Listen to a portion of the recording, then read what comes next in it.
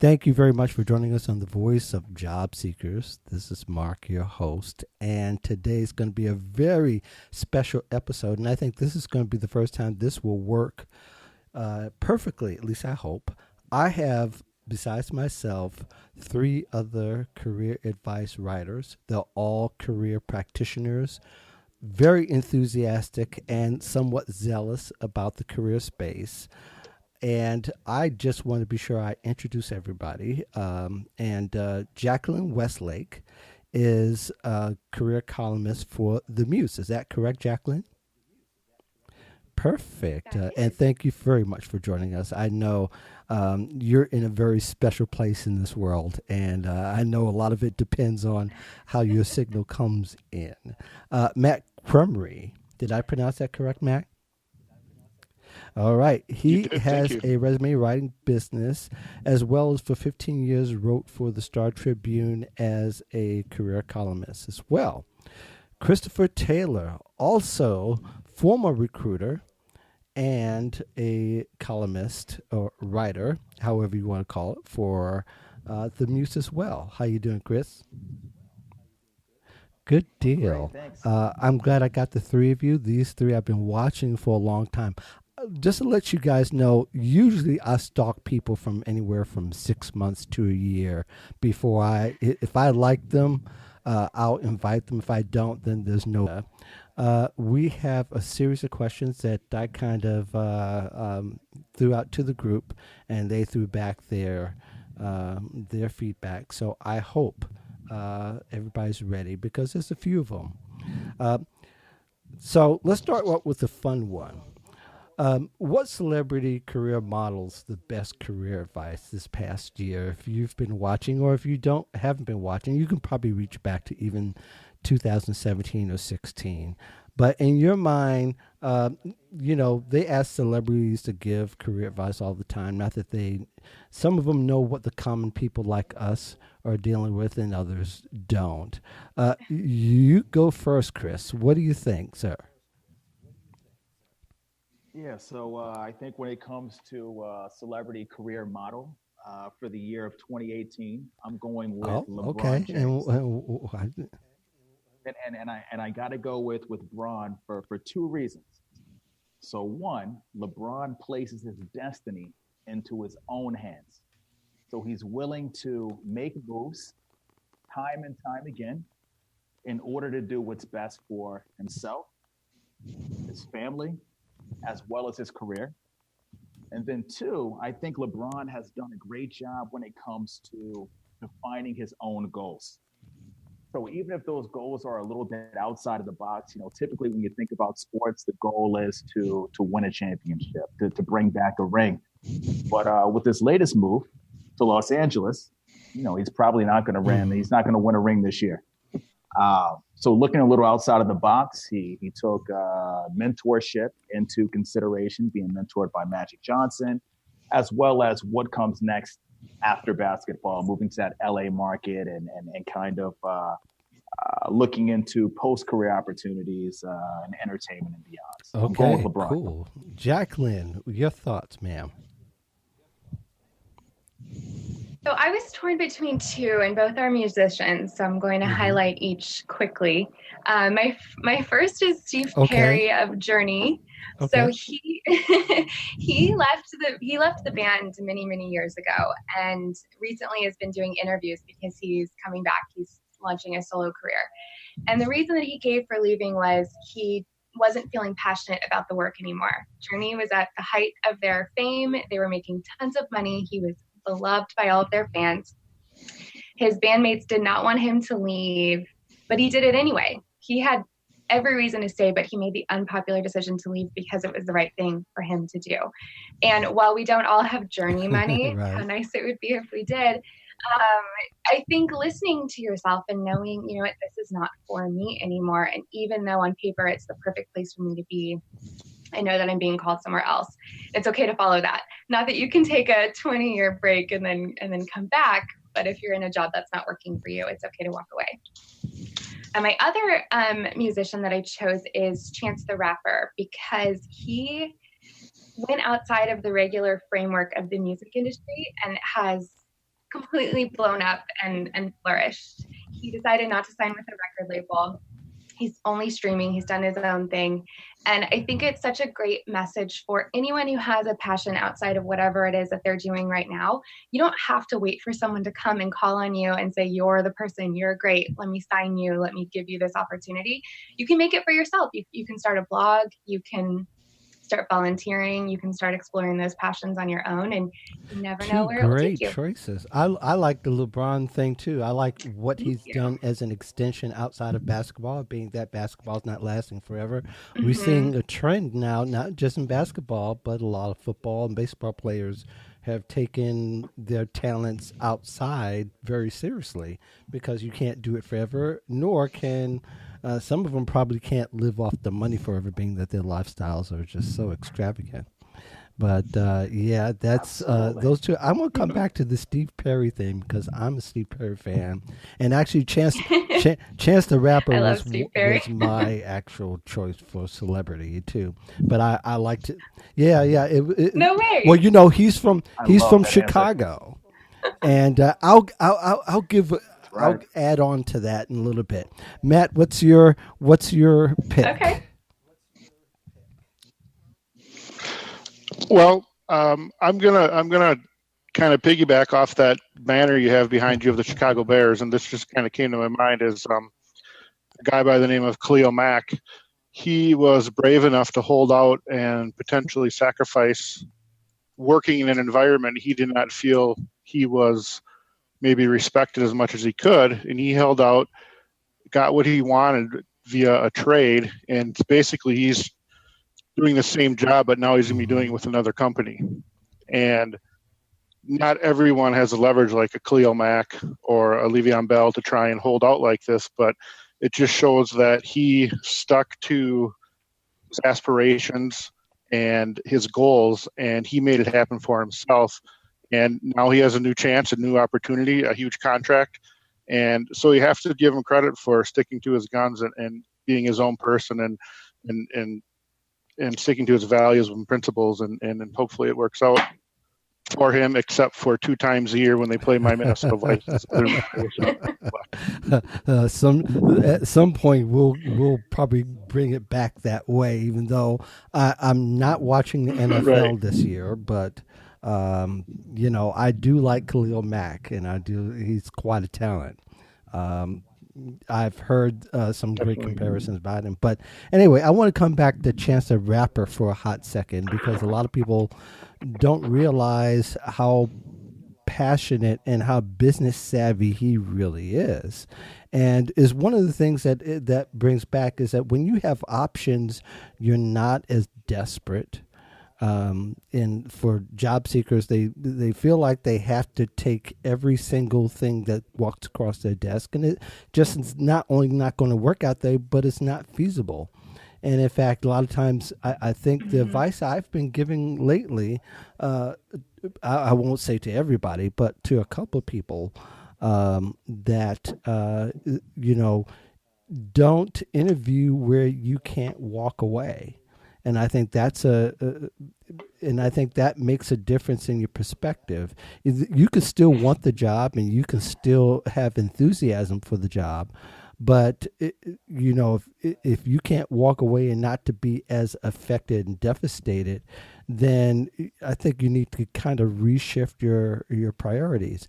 Now, Chance the Rapper is kind of unique in that he's independent. And like I say, he's streaming. He's not pressured by record companies, and probably has done more philanthropy. I can't even say the word. You know, more volunteerism than any other that I've seen that has just come out. Most of them, they've got to wait for years because of the money or because they're pressured to do some other things. But he really does care about the Chicago Public Schools. He's given millions of dollars to different schools. He's still in that process. And not only that, but he has some very smart advisors. One of them is one of his advisors, and one of the people that works with him is a daughter of two friends of mine's couples been married. She went to college, and right after college, she started working with Chance. I mean, that's the best. Yeah, that's the best entry level position that you could possibly get. And she started working with him, and you know. According to her mother, he has not changed one iota. He's remained the same. So it's really all this exciting to say, and all this to say that, you know, once you lose your head, and I think a lot of job seekers tend to lose their heads at an opportunity. Sometimes an opportunity that they don't like. Can you imagine? You know, people get depressed about opportunities that they really didn't like, but because of what it brings in monetarily, it devastates them. But I think job seekers deserve, in this market, in any market, to have more choices and to feel free to go from good to great at times. It even means walking away from a good opportunity to a great opportunity. So, any other comments regarding that particular question before we go on? Good deal. It's a fun question. Now here's for the heavy lifting stuff. We all have seen old career advice that we just can't stand, right? Our parents' advice. And sometimes our parents' advice that we pass along. The career advice that work hard and you'll succeed. It's kind of failed in the past few years. Probably it's always failed, but I think it's failed even more because we think it's about effort. We don't think that maybe it's about timing or who we meet or who we know. Sometimes maybe more so the who we know makes more of a difference than what we know. So in your estimation, what's the old career advice that you can't stand? And maybe it works a little kind of for a few people these days. But Jacqueline, you go first. Okay, well, at first I have to say I completely agree with your answer. And I think it's actually really demotivating for people to believe that, oh, I must not be working hard enough. Sometimes the stars just haven't aligned for you yet. Old career advice I can't stand, but works for a few. I can't stand showing up at a company's office with a resume in hand or calling a recruiter or a hiring manager off the hook. I think it drives most hiring managers and recruiters crazy, but I have had clients in the past who pop in at a company event for a company they're interested in working for and get that job. But I'm a bigger fan of more modern day networking and not pestering people. We're all what? So, you know, I can't go and knock on Chris's door, even though he doesn't do recruiting anymore, and just persuade him to be, hey, give me a job, Chris. You know me for a long time. You know, the old, hook me up because we've known each other for a while kind of thing, Matt, what are your thoughts? And anybody feel free to comment off of anybody else's in including your answer. Yeah, I really like your answer, Jacqueline. That's one thing that first comes to mind. And I have a very good friend who, and this was about a decade ago, we were in the Twin Cities, and he desperately wanted this job at a company in Madison, Wisconsin. And he personally drove to Madison to hand deliver his resume to the front desk administration person. I don't think he actually met with the recruiter. So I know this person really liked road trips, but did that set him apart for the job? I don't think so. We didn't get the job, but I do agree with that. And another one that I see some career coaches offer, and it just makes me cringe, is telling job seekers to read annual reports. Employers of their own companies don't even read annual reports. Executives from companies don't read annual reports. If you go into a job interview citing an annual report, they're not going to know what you're talking about. And another one that kind of correlates with that is read the latest headlines and news related to that company. And I think that might be good for small talk and maybe some icebreakers. But the reality is those people on that interview may even not be aware of that public news or information. So they just want to know about your skills and how you fit their job. So focusing on an annual report or the latest headlines of the news for that company is not going to set you apart. Interesting. Yeah, the annual reports, but I think annual reports are a little bit different now than they once were. I mean, I don't read them. I don't know. Well, I'll tell you, having worked for a major law, law organization at one particular point, that was one of the big advices. And I think it might depend on the industry. There, probably for most industries, it's probably useless. I mean, who cares, what the loss profit margin was for, I mean, that's not going to make you more impressive. True. I agree. Maybe for a CFO, and that's where, and that's probably, we need to put that in context. Yeah. In general, it probably wouldn't. If you're going to work for the call center, or if you're going to work doing administrative work, probably wouldn't be as a bigger deal. Thoughts, Chris? Yeah, I think that was great, Matt. I used to work for a Fortune 500 company. I worked in sales and I did some recruiting with them. I did some campus recruiting, and the individuals that did read that annual report and cited those numbers, they didn't say anything that was very impressive. You come to me and you're like, hey, I know that this company is a $13 billion company. You're not telling me anything. What I have seen work well are individuals that take a look at the company blog. And I think a lot of times when you read that company blog, you can get a feel as to the company culture. The company culture, as well as some of the big problems that a company may be facing that you may be able to talk about and potentially have solutions for in the interview. So, but I totally agree with you with that annual report. I mean, that can go out the window. And, unless, like you're saying, CFO type role, something financial, but outside of that, sales, marketing, digital, advertising, that sort of thing. Yeah, I'm with you, Matt. All right. Yeah. But as far as my answer to this question, I'm not big on rules. I work with the job hunt on a daily basis, helping individuals land the jobs that they want, and I'm not big on having to follow certain rules. So one piece of advice that I can't stand is no matter what, the resume must be one page. Yes. That burns me up. And, personally, I recommend putting an emphasis on impact versus overemphasizing the length of the resume. And I can say that as a former headhunter, a former recruiter, I've never disqualified a candidate for a resume that was too long. But I did disqualify candidates on a daily basis for resumes that weren't impactful enough, weren't results-based, weren't accomplishment-based, and weren't achievement-based. So I think that's what you need to be focusing on versus length.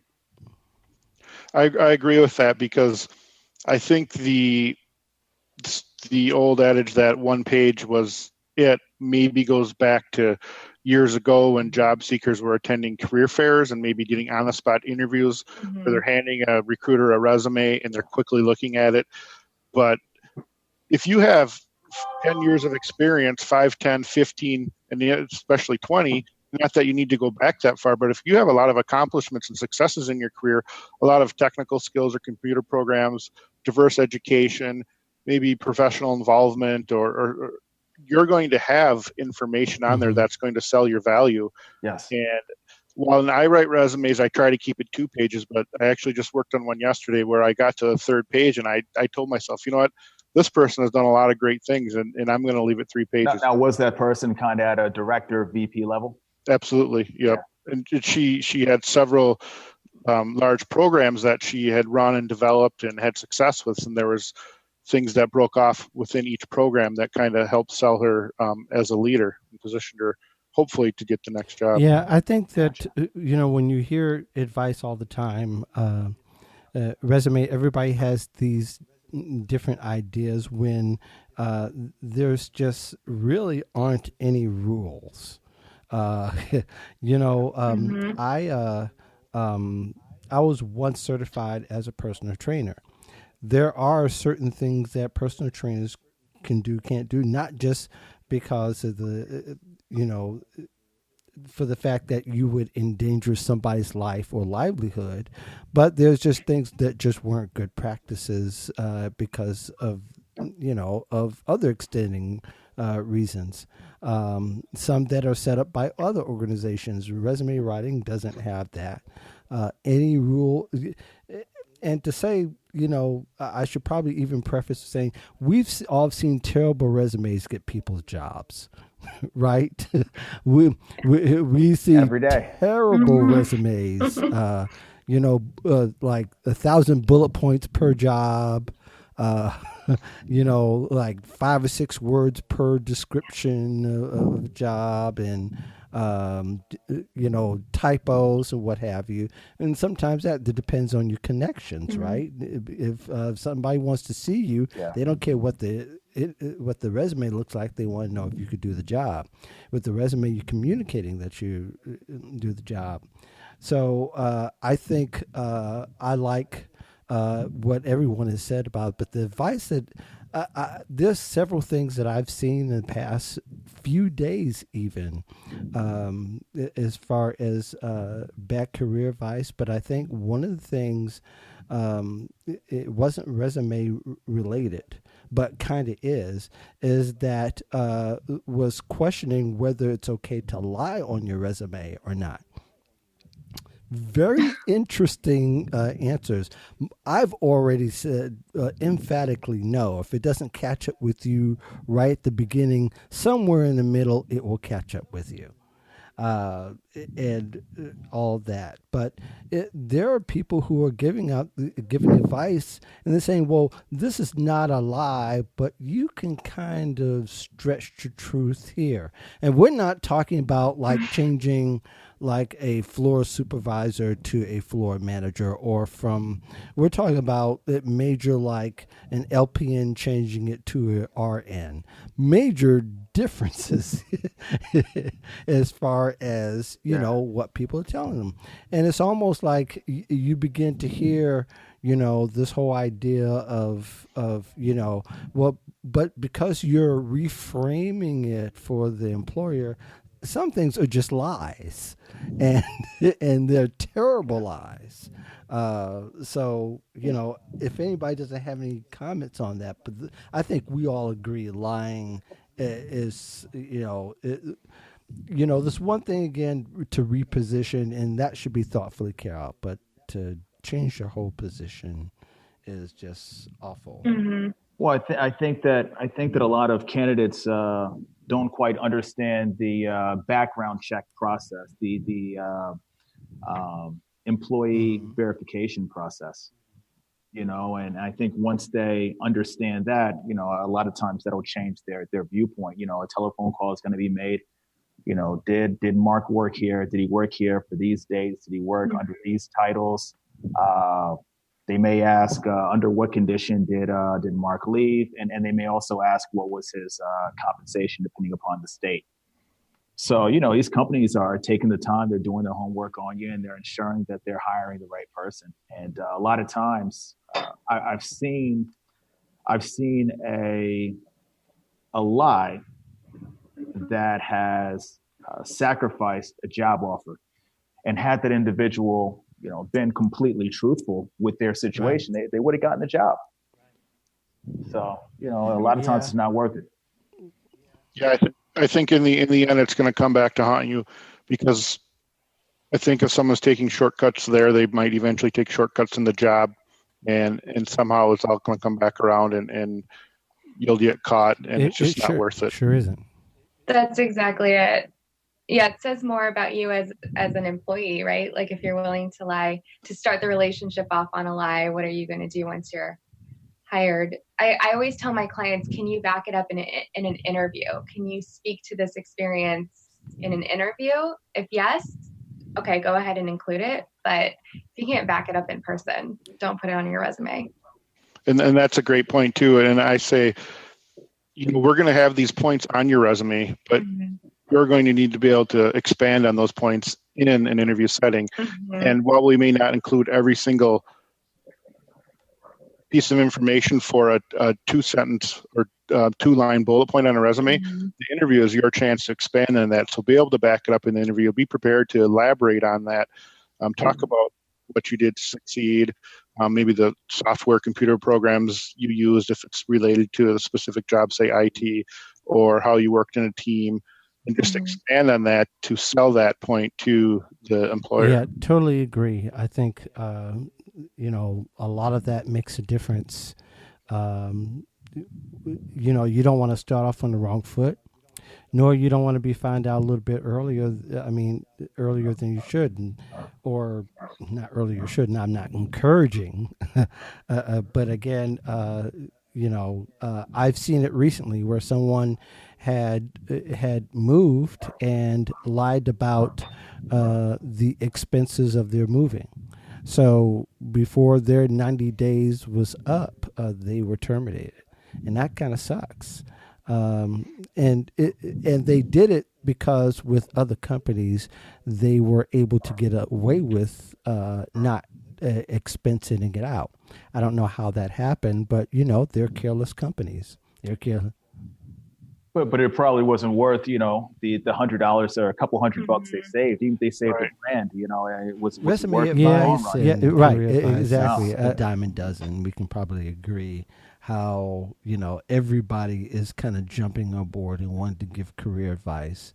Um, you know, uh, Everybody from LeBron James, and people should listen to that.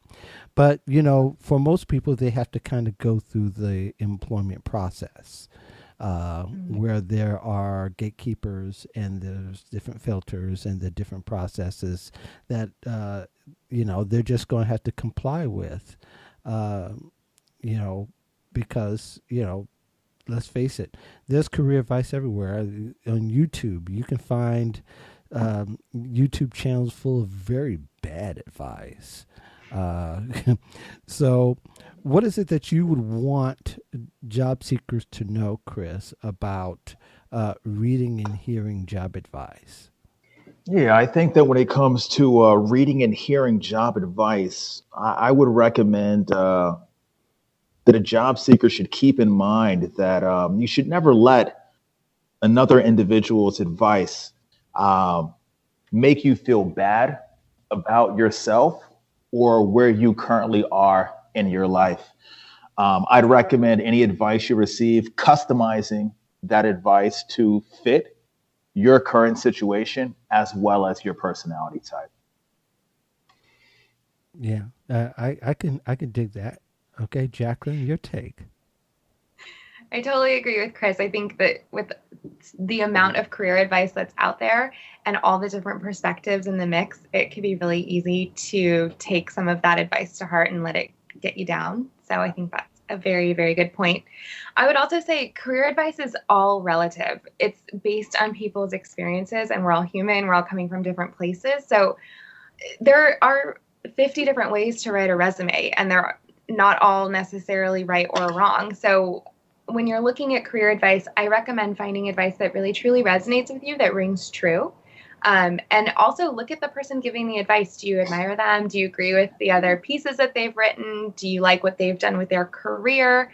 Kind of looking at the bigger picture before you take every single piece of advice in. Yeah, I agree. And I think for the most part, some people are intelligent enough to hear advice and go, that doesn't sound like it fits me, at least in that respect.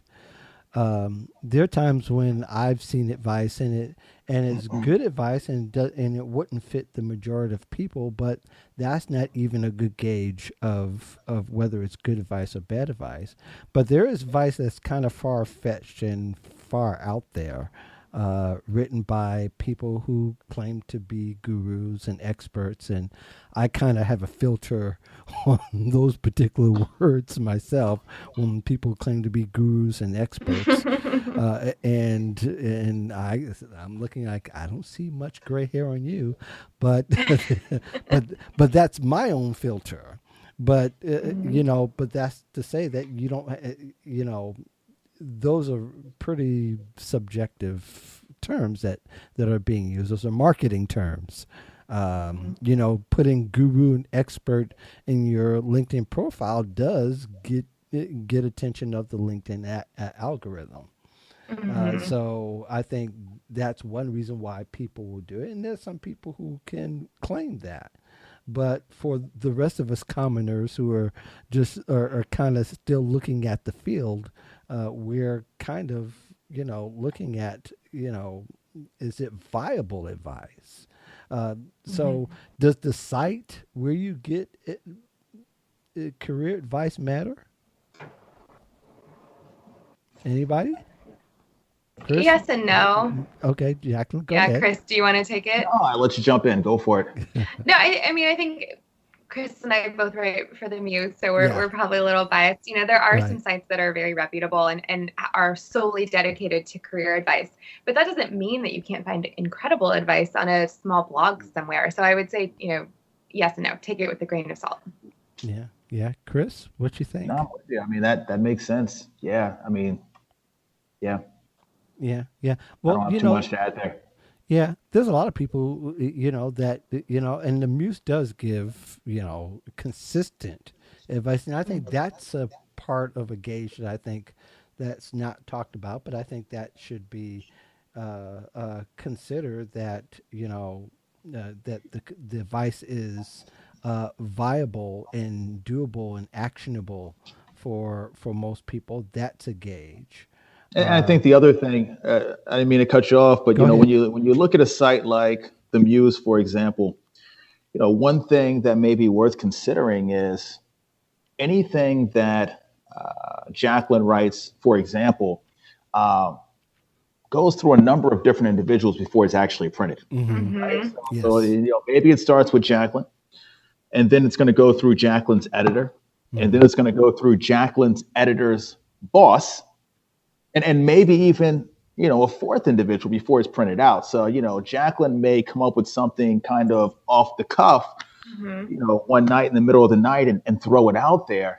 But there are a number of different checks and balances before that advice or that information is printed. Now, had you gone to an individual's personal blog, a lot of times the checks and balances aren't going to be there. So I think that when you are looking at the credibility of a site or a site's advice, just kind of keep that in the back of your head. And not to say that the smaller blogs don't have amazing information, because a lot of them do. Don't get me wrong. Just kind of keep that in mind. Yeah, well, totally agree.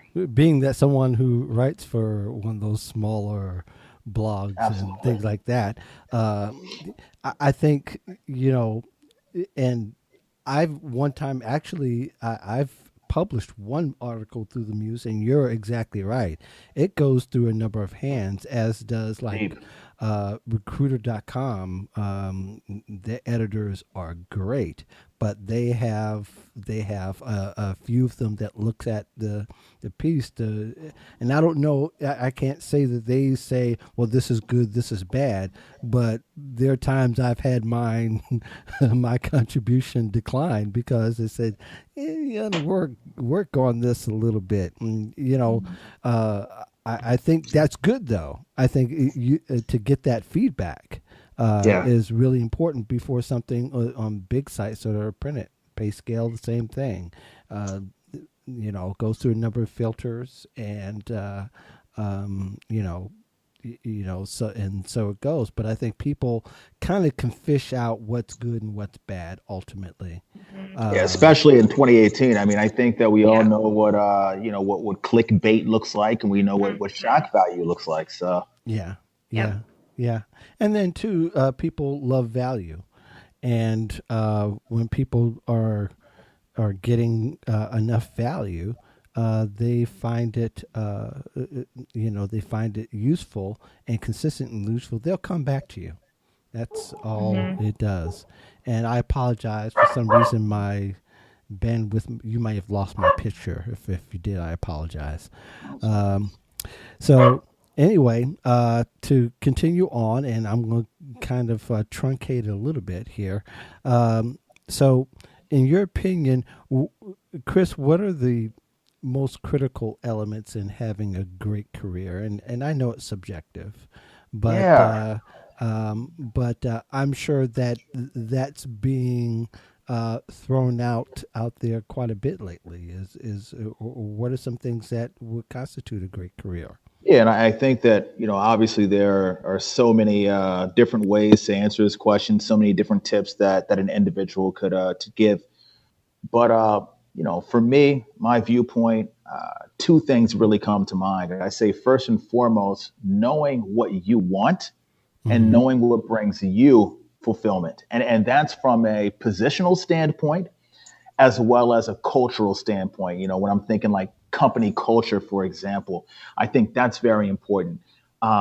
Number two, I would say understanding your own personal strengths, the strengths that you bring to the table, so that you can focus on those strengths, lean into those strengths, and lead with those strengths. Oh, nice. Nicely put, Jacqueline. Thank you. Thank you. I don't know how I follow that. That was really good advice. I totally agree.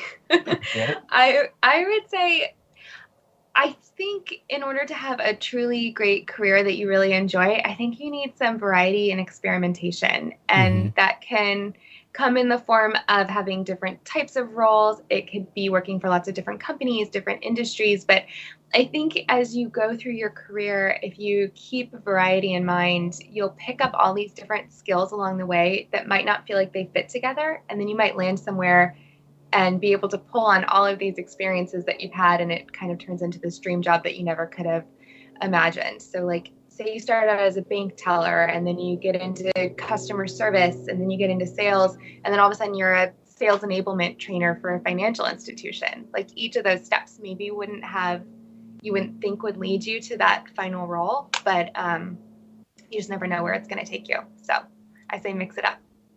Yeah, I think that's all of that's included.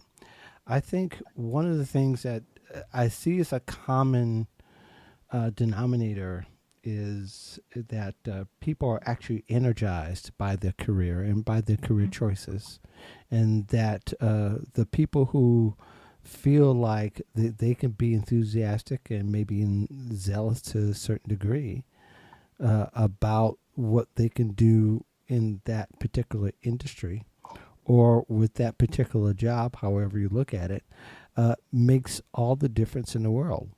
I think I'm energized by what I do as a career consultant. And after getting ready to celebrate a 10th year when I first started on this road, I'm still just as energized as I was back then, especially knowing with what I know now. And after you've gone through a few hard business knocks and trials and victories and accomplishments, of course, at the end of the day, what you accomplish kind of wins, right?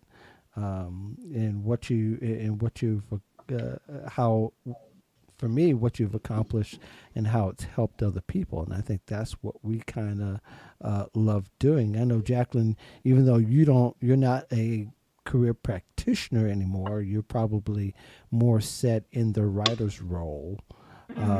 You're still energized by the creative process and how that advice works for other people. Is that right? Very much so.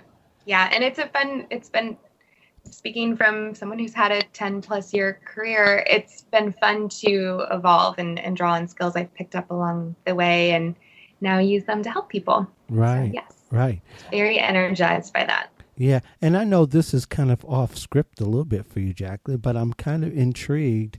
You sold your career coaching company. Is that right? You kind of Yes. You sold it away, and I but did. you're doing other things as well. But you still love the career advice aspect of it. If I can ask, Mhm.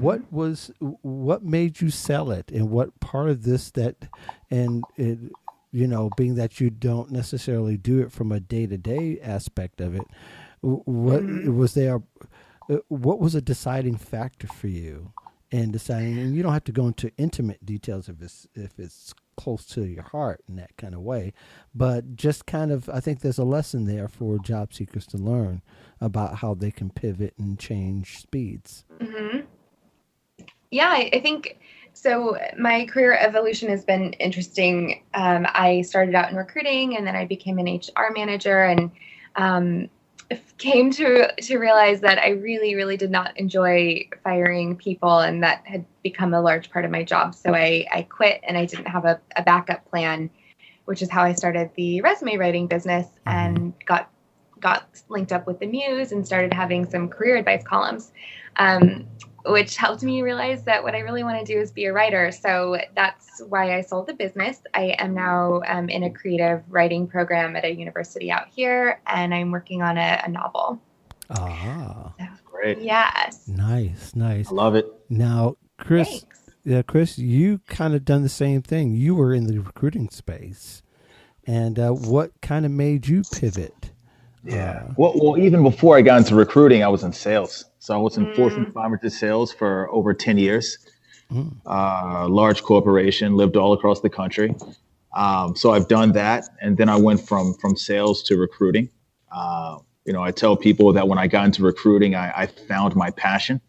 When I was in sales, I was making a lot of money. I was very well compensated, which was great, but it wasn't what I wanted to do on a daily basis, and I mm, wasn't working for the type of company whose culture um, was very appealing to me.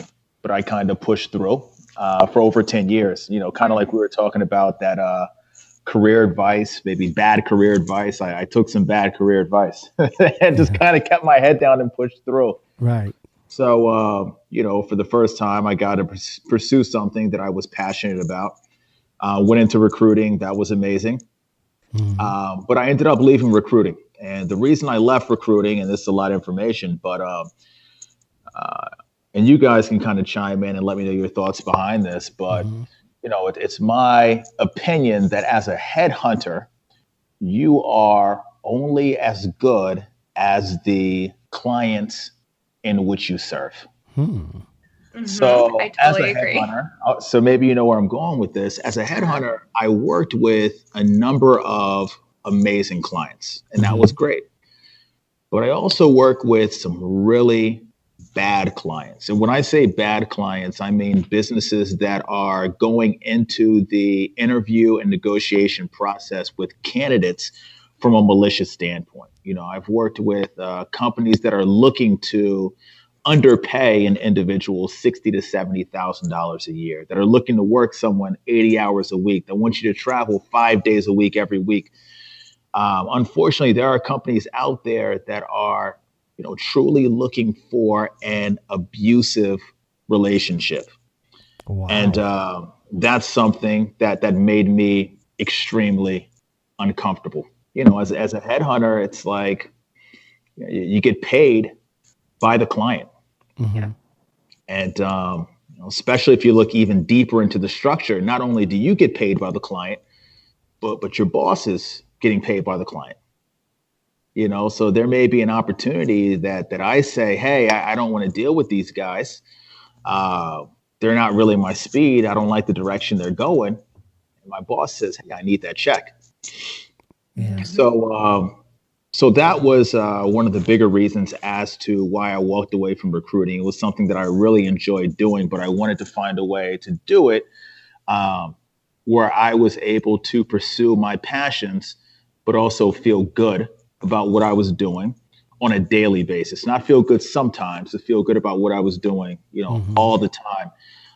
So I really took the secrets that I learned working with hiring managers and recruiting managers and directors of talent acquisition and other headhunters on a daily basis.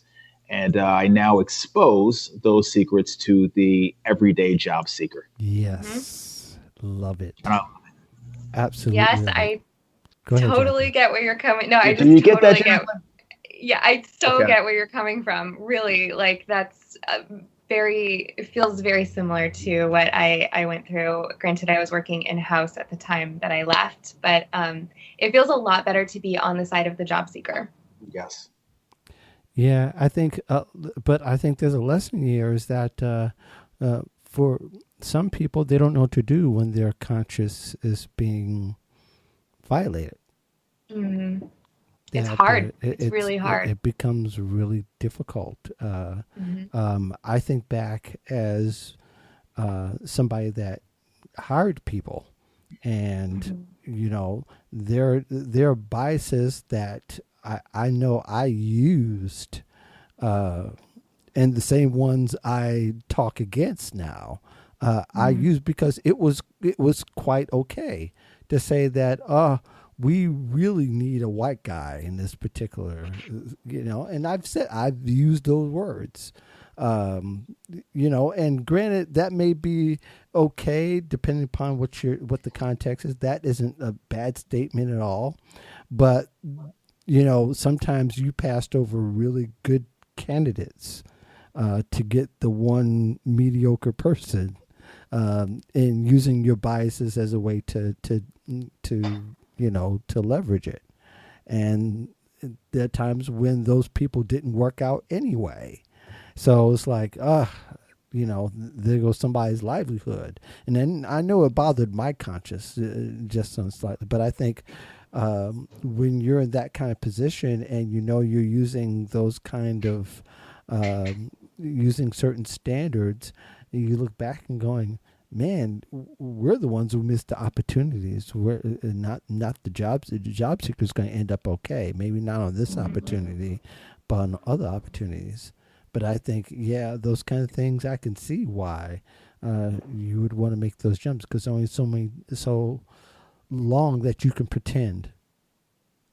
And you know, it's only right that hey, do something to go on the other side and go full scale at it. And I think that's awesome. Yeah. But final question. Interested, and Matt actually brought this up, and I'm going to have him back on the show. We're going to probably talk about this a little bit more extensively. And you can give me briefer answers if you wish. But LinkedIn. There are people who actually think and respond to such that it's maybe a little bit overrated. Now, I'm a big proponent of LinkedIn. I could tell you my reasons why after.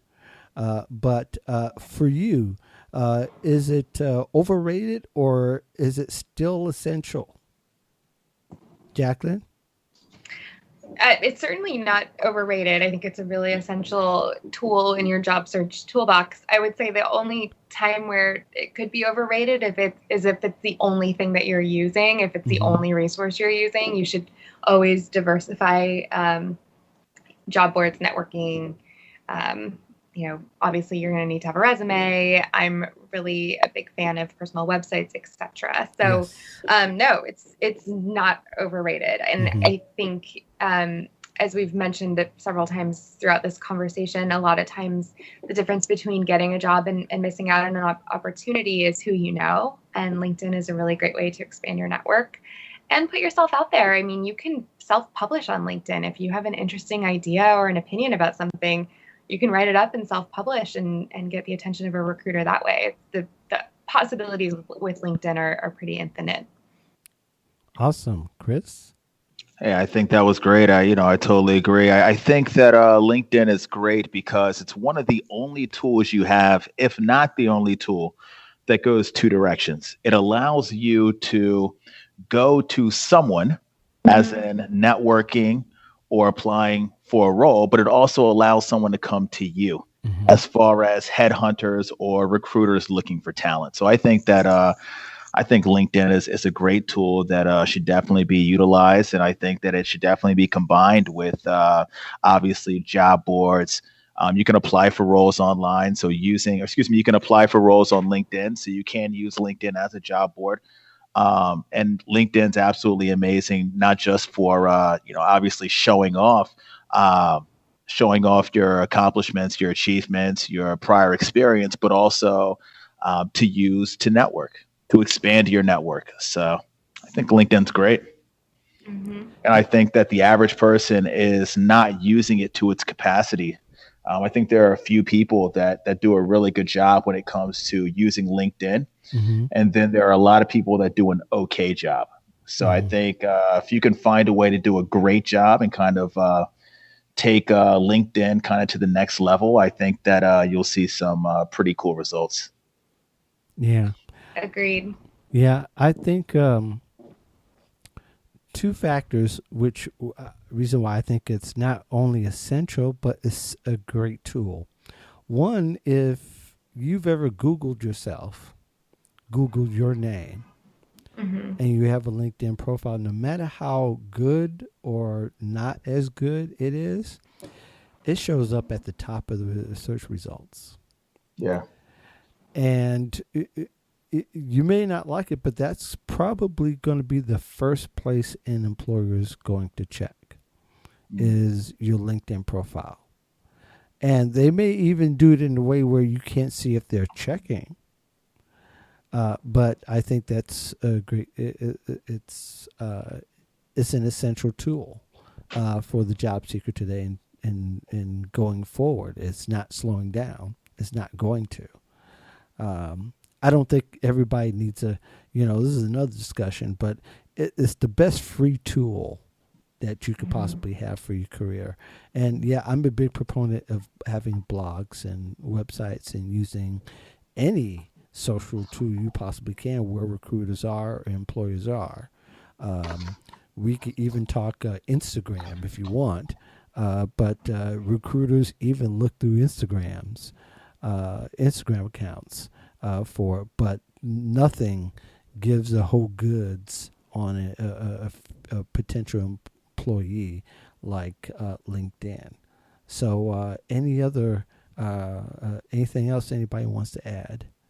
Yeah, absolutely. I think the only thing I'd add is, you mentioned employers will definitely take a peek at your LinkedIn page, and they may even take a peek at your social media, maybe your Facebook, your Instagram. Don't always view that as a negative. I think there are a lot of people, especially individuals with more of a kind of an old school viewpoint that view social media as a negative.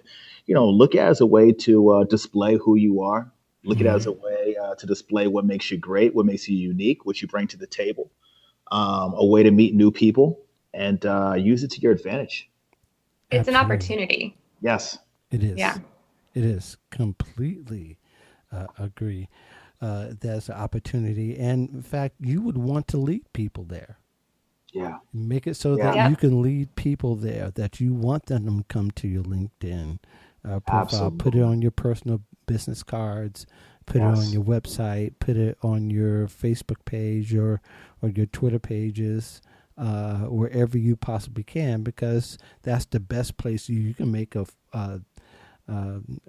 total presentation. You can have some video, you can have some audio, you can have white papers if you've been involved with that, or articles or links to articles you've been at that, or whatever the case is. People can see the full professional Monty of you if you set it up right. And I know Jacqueline's mentioned the website as well as the portfolio. Typically LinkedIn's the first stop. So that's probably going to be what's leading an individual to your website. Yeah, exactly.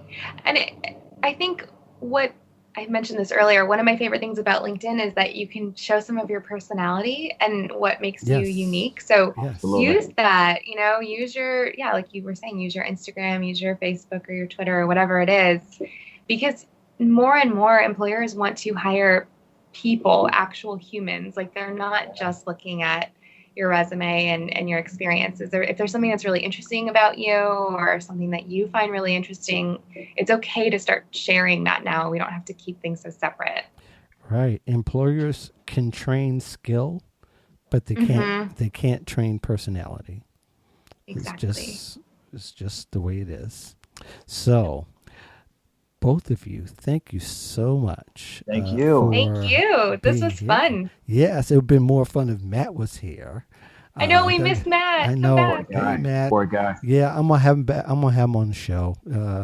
Have him back on the show, and definitely want to hear about what you guys have coming up next, Christopher.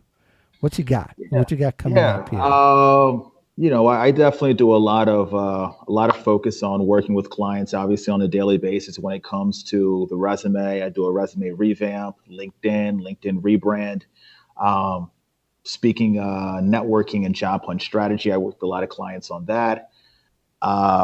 Right now, I'm working on putting together an e-learning course, so definitely be on the lookout for that, and definitely check out my website, and that's occupationoptimist.com. So occupationoptimist.com. Awesome. I love that name. Yeah, I do too. Thank you. There's not too many people using occupational, unless it's occupational therapy, but that's a whole nother thing. Jacqueline, what you got coming up next? Well, you can always find me on the Muse. So I've been writing for them for a couple of years. So I have quite a few articles there that you can check out, and you can follow me on LinkedIn. I love posting job search advice and sharing articles and interacting with people there. But if you want to see my boat, you can visit my personal blog, which you can find on LinkedIn as well. And I do some career advice there too. So good deal. Yep. Thank you both for being on the Voice of Job Seekers. Thank you for the invite. Yes. Thank you. And for those of you out there, thank you very much for joining us on this conversation. You will never know what length we had to go to get this much together today. But in the meantime, look out very soon by this recording. My people in my newsletter should have received the latest e-guide that I have coming out, 219 modern job search tips for job seekers. So Cool. Be sure you check that out. And if you have any questions, of course, you can get a hold of me at mark@thevoiceofjobseekers.com. Of course, you can go to thevoiceofjobseekers.com, press the send voicemail button. You can leave a message there through your mic laptop. Thanks very much, and we'll see you in a couple of weeks. Thank you.